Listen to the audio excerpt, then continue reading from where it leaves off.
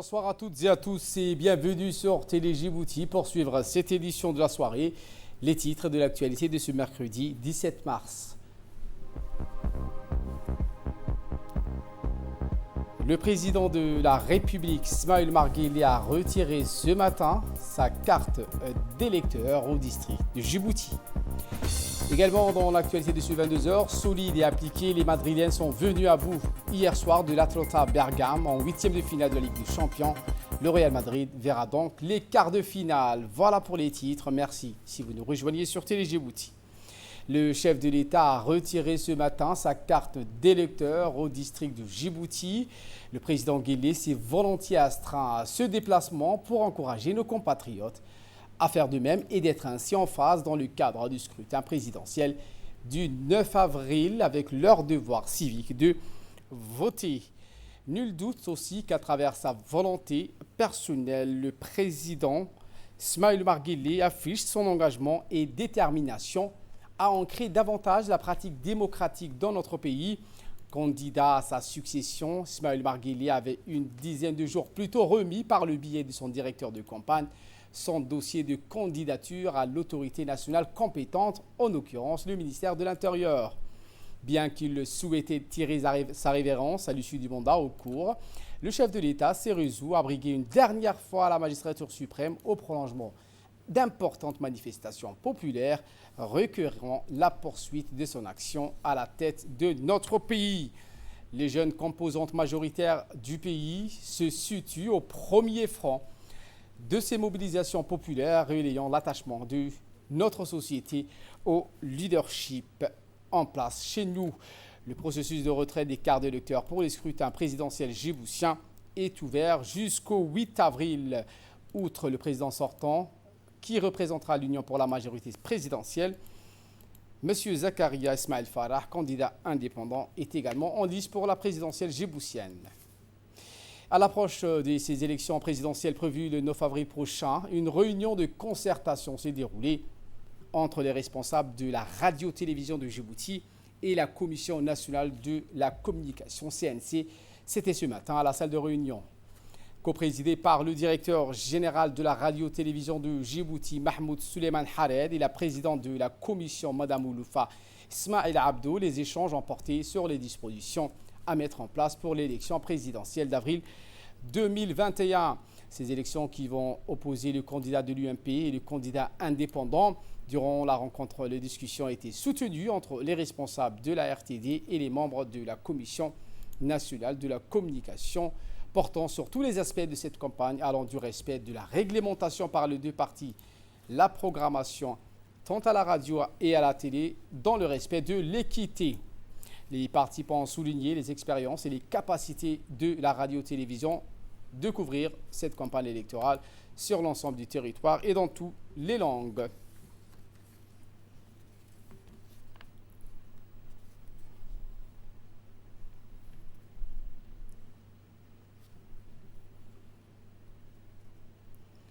Et bien comme à l'accoutumée dans le cadre de cette campagne, les membres de la commission ont visité les différents studios mis en place par la radio-télévision de Djibouti. Ils ont constaté de visu les capacités techniques audiovisuelles et radiophoniques que propose pour la campagne la radio-télévision de Djibouti. Ils ont reçu donc des explications de la part du directeur général de la radio-télévision de Djibouti, Mahmoud Suleiman Hared.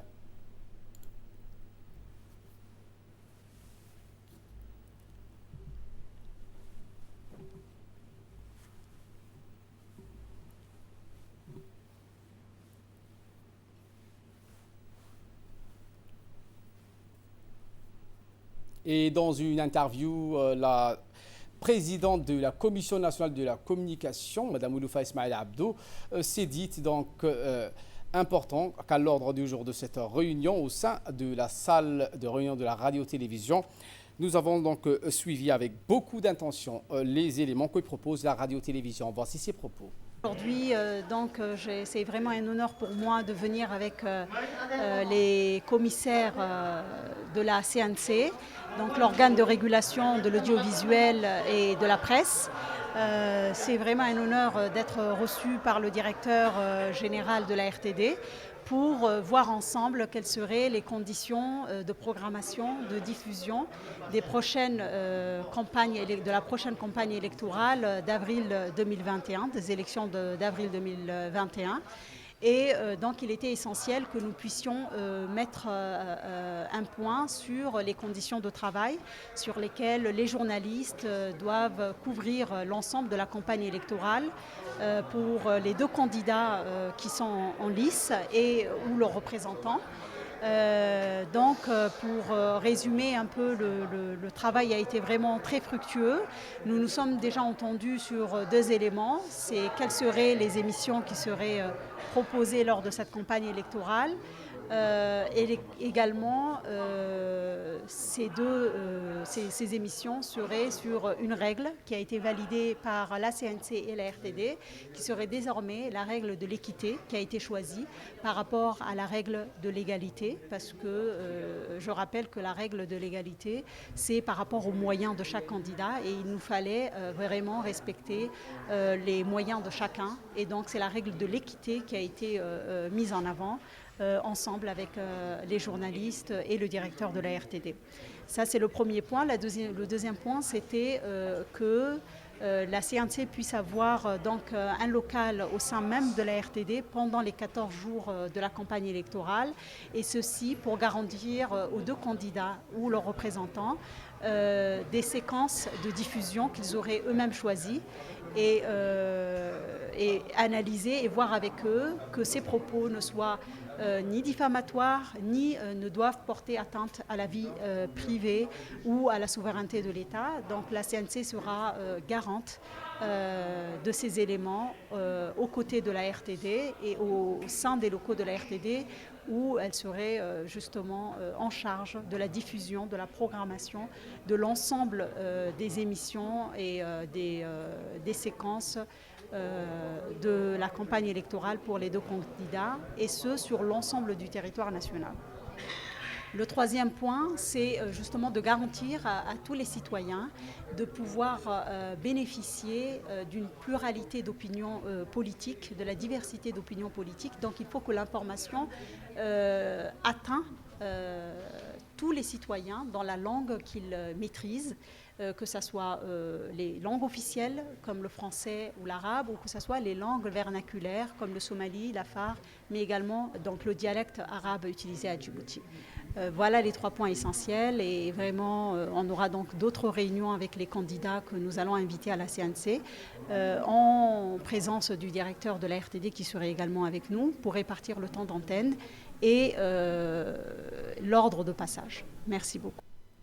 Après Artaville et Ouéa, le président de la Commission nationale indépendante électorale indépendante, Farah Abdoulaye Wali, accompagné des membres de son équipe, s'est rendu à Alissabié, chef-lieu, et à Samo pour constater des résultats d'avancement de retrait des cartes d'électeurs. Le chef de la CENI et ses collaborateurs ont été reçus par le préfet de la région, à Moussa Adami Gagné. La délégation s'est entretenue avec le préfet des conditions de retrait des cartes électorales. Le président de la CENI et son équipe ont par ailleurs discuté avec leurs collègues de la commission régionale de leur rôle essentiel qui consiste à veiller à la transparence du scrutin. Et voilà qu'il nous ramène de parler de cette cérémonie de réception d'un don alimentaire, donc essentiellement composé du riz, qui a eu lieu ce matin dans les gros entrepôts de l'ONARS, l'Office national de l'assistance des personnes réfugiées et sinistrées. Cérémonie qui a vu la participation, outre du ministre de l'Intérieur, Moumine Ahmad Cher, du chef de la diplomatie djiboutienne, Mahmoud Ali Youssouf. La valeur exacte de ce don de riz de 500 tonnes s'élève à peu près 100 millions de nos francs.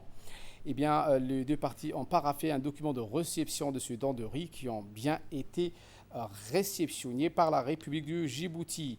Ce geste fort louable de la République populaire de Chine en faveur de notre pays est un signe donc témoignant de l'amitié et la coopération qui lie notre deux nations. Aujourd'hui, le gouvernement chinois décide de fournir un nouveau don de 500 tonnes de riz au gouvernement djiboutien, ce qui démontre une fois de plus la fraternité et la solidarité qui lient nos deux gouvernements et nos deux peuples. Mesdames et messieurs, chers amis, l'année 2020 est une année hors du commun. Face à la pandémie inattendue, la Chine et Djibouti se sont toujours témoignés de l'entraide dans le combat commun, créant un modèle de solidarité entre les pays aux détails différents dans la lutte contre Covid-19. Durant la période la plus cruciale de la lutte chinoise contre ce Covid, Djibouti nous a témoigné de soutien précieux. De même, au moment où Djibouti est confronté à la propagation du virus, la Chine n'a pas manqué à l'appel et lui a offert d'importants soutiens sous différentes formes. Le chef de la diplomatie djiboutienne, Mahmoud Ali Youssouf, a indiqué pour sa part que ce n'est pas la première fois que la République populaire de Chine apporte son soutien indéfectible à la République de Djibouti. Écoutons. Et au peuple de la République populaire de Chine pour ce don précieux de 500 tonnes de riz étuvé. Ce n'est pas la première fois que la République populaire de Chine apporte son soutien à la République de Djibouti dans le cadre de la lutte contre la précarité et surtout dans le cadre de la sécurité alimentaire. La République populaire de Chine et la République de Djibouti entretiennent des relations solides d'amitié et de coopération qui ont de multiples facettes. La sécurité alimentaire en est une. Mais j'aimerais à cette occasion pouvoir souligner le fait que le partenariat économique et social entre nos deux pays est un partenariat qui se décline en investissement. De nombreuses entreprises chinoises investissent beaucoup à Djibouti dans le domaine de la logistique portuaire. Nous avons également des entreprises chinoises qui viennent travailler dans le domaine de la promotion immobilière et dans d'autres secteurs encore. Au-delà de ces considérations, la République de Djibouti et la République populaire de Chine entretiennent des relations stratégiques. Ces relations stratégiques sont bénéfiques pour nos deux pays et nos deux peuples. Nous avons en perspective une coopération forte, une coopération solide, une coopération axée sur cet hôpital. Je crois que nous avançons de manière très juste, nous avançons de manière, je dirais, précise sur ces dossiers-là et nous souhaitons que la République populaire de Chine continue à appuyer tous les programmes de développement que nous sommes en train de développer. Je ne manquerai pas de terminer ma brève allocution sur la question des vaccins. Vous savez que la République populaire de Chine a octroyé, sous forme de dons, 200 000 doses de vaccins Sinovac qui vont arriver demain. Djibouti a acheté 100 000 doses, ce qui fera donc 300 000 doses de vaccins Sinovac qui arriveront à Djibouti. Encore un signe fort de l'amitié qui lie le peuple chinois et le peuple djiboutien. Dans le cadre du projet de renforcement de l'enseignement des apprentissages par la technologie de l'information et de la communication, le ministre de l'Éducation, Moustapha Mohamed Mahmoud, et ses collègues Radouana Abdillahi Bahdoun et Ismaël Ibrahim Roubli, respectivement en charge de la communication et du travail, ont effectué hier matin une visite au lycée de l'État de Djibouti pour s'enquérir de l'état d'avancement des activités de la classe pilote. Au cours de cette visite, le ministre de l'Éducation et ses collègues ont pu observer la mise en œuvre du test pilote et son exploitation en classe par les élèves et assister à des tests en ligne réalisés et du recueil des résultats obtenus par ces élèves et des statistiques en temps réel. Le ministre de l'Éducation a mis l'accent sur l'intérêt et l'importance de ce projet, cher au chef de l'État qui en a tracé les grandes lignes de 2014. Voici ses propos. Ce travail que vous voyez maintenant ici, c'est vraiment un travail où il y a eu énormément d'efforts depuis maintenant, ça fait 4 ans que le ministère travaille pour que ce projet puisse voir le jour. Et donc vraiment c'est quelque chose qui au début était pour nous quelque chose d'impossible, sinon très compliqué, très difficile à le réaliser. Aujourd'hui, le fait que je vois, machallah, que vous tous, que ce soit les élèves de lycée ou également les collèges, mais également les écoles primaires, vous l'expérimentez, elle est réelle, elle est effective. Donc c'est quelque part un rêve qui se concrétise et qui s'est réalisé. Donc vraiment, je suis très content et très, très heureux de voir ce projet se concrétiser. Mais surtout, je vais vous rappeler vraiment les directives qui m'ont été données par le président de la République. Et mot pour mot, il m'a dit, je veux que mes enfants puissent étudier dans les mêmes conditions que les enfants des pays développés. Dans la révision de curricula que nous avons opérée, c'est vraiment à part entière, le TIS fait partie de la discipline et vraiment, je voulais vraiment féliciter et remercier les jeunes développeurs djiboutiens qui sont au niveau du CRIPEN et qui travaillent avec bien sûr M.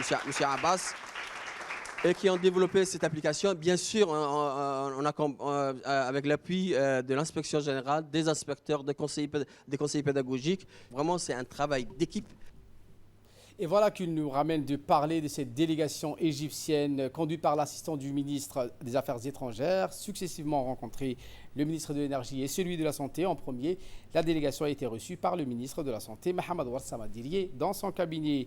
L'entretien s'est déroulé en présence de l'ambassadeur djiboutien en Égypte, Mohamed Ourhelsi, et celui de l'Égypte, Mustafa Orfi, aux côtés des principaux cadres et collaborateurs du ministère de la Santé. Cette même délégation a été reçue par Younis Ali Guedi, le ministre de l'Énergie, chargé des ressources naturelles. C'était donc aujourd'hui, en fin de matinée, une importante délégation conduite par M. Chérif Fissa, le ministre de l'Énergie, chargé des ressources naturelles, a rappelé à cette occasion la série de réformes réalisées par le gouvernement afin d'améliorer l'attractivité de l'environnement des affaires dans notre pays. Je vous emmène à Obok, où la ville d'Obok a accueilli ce matin une délégation ministérielle conduite par le secrétaire d'État chargé de la décentralisation, M. Aramis, accompagné du secrétaire général du ministère du Travail et de la réforme de l'administration, Abdallah Ali, de l'inspecteur général du Travail, M. Abdi Farah, de la sous-directrice, Mme Khadiga Kamil. À son arrivée à l'escale, il fut accueilli par le préfet de la région, Banoïta, le président du conseil régional, Mohamed Hamad, et le député Kamil Hamad. Cette visite s'inscrit dans le cadre de l'initiative emploi initiée par le chef de l'État. Dans un mot prononcé à cette occasion, donc, les autorités de la région n'ont pas manqué de saluer cette initiative inédite qui recrute des jeunes. Écoutons le président du conseil régional d'Obok. Aujourd'hui, nous avons avec vous les jeunes lauréats qui ont été issus du tirage au sort qui a été opéré dans cette même salle il y a une semaine de cela. Aujourd'hui également, dont le ministre va lancer lui-même le résultat du concours dans des cadres qui ont eu lieu aussi au LIC. Et à cet égard-là, je voudrais avant tout féliciter les membres du comité régional multisectoriel d'approbation qui ont vraiment fait un travail énorme. C'était un travail bénévole, mais c'était un travail énorme. Avec les préfets et moi, nous avons voulu associer tout le monde pour que ces tirages au sort, pour que ces concours soient le plus transparents possible. Ce n'est qu'un début, et ces cadres vont venir renforcer l'administration au niveau de la région, que ce soit au niveau de la préfecture, mais au niveau également du conseil régional. C'est la première fois que les régions auront cette opportunité. Et donc vraiment une dernière fois, donc un chapeau à tous les membres qui sont devant nous ici. Comme vous l'avez vu, donc on a fait un tirage au sort devant tout le monde. On a voulu mettre une urne transparente. On a voulu associer dans tout le monde pour que le jeune puisse passer ça. Et à chaque fois qu'il y aura donc autant d'opportunités, Inch'Allah, nous allons faire en sorte que, donc, que ce soit au niveau du concours ou bien que ce soit au niveau du tirage, qu'il y ait le plus de transparence possible. Écoutons à présent le secrétaire d'État à la décentralisation, M. Hamadou Mohamed Aramis, qui s'est exprimé en ces termes. Le cadre d'échange et d'écoute a été créé avec... Comment on peut résoudre ce problème? C'est vrai, c'est un problème national, international. Ce n'est pas vraiment la question du chômage, ce n'est pas quelque chose qu'on peut juguler par un coup de magique. Mais vraiment, il y a des stratégies qui ont été mises en place pour ça. Donc, après avoir mûrement réfléchi, déjà, les premières étapes ont été lancées. Donc, les résultats de concours qu'on va livrer aujourd'hui à Obok, d'une manière similaire, ça va être livré dans chaque région. Donc, la supervision de la partie nord du pays est assurée par moi-même en tant que ministre de la décentralisation. Mais mon collègue, le ministre du Travail, il va couvrir la région du Sud. Mais le plus important que je peux noter en tant que ministre de la décentralisation, réfléchir localement, impliquer localement, passer quelque chose localement, et puis ces mêmes bénéficiaires, le mettre à la disposition des régions de l'intérieur chez eux pour que chacun soit acteur et catalyseur de ses propres développements. C'est in fine, c'est la finalité finale de la politique de décentralisation qui est très chère au président de la République. Et merci. Santé à présent avec la caravane médico-chirurgicale qui a mis le cap à Tadjoura, la ville blanche. Cette caravane a vu le déplacement de plusieurs médecins spécialistes prodiguer des soins de qualité sur place au profit de la population de la région de Tadjoura. Cette politique de santé de proximité voulue par le chef de l'État est un soulagement pour la population des régions qui n'ont pas toujours accès aux médecins spécialistes. Et voilà qui nous ramène de parler de cette saisie de Kata à Alice-Sabillet. Une importante saisie a été faite dans le week-end par les éléments de la douane, assistés par la police nationale et l'armée du BIAS. Donc une importante saisie de colis estimée à plus de 500 kg a été donc attrapée par ces éléments. Et comme la procédure de standard en vigueur, ce Kata a été brûlé sur place. En nouvelle du monde cette fois avec la Ligue des Champions, le Real Madrid en quart de finale. Solide et appliqué, les Madrilènes sont venus à bout hier soir de l'Atalanta Bergame en huitième de finale de la Ligue des Champions grâce à des buts de Benzema, Ramos et Asensio. Au total 3-1. Le Real Madrid se donc verra les quarts de finale après 2 échecs successifs à ce stade. Voilà pour l'essentiel de ce 22h. Merci à vous de nous avoir suivis. Très bon suivi des programmes sur Télé Djibouti.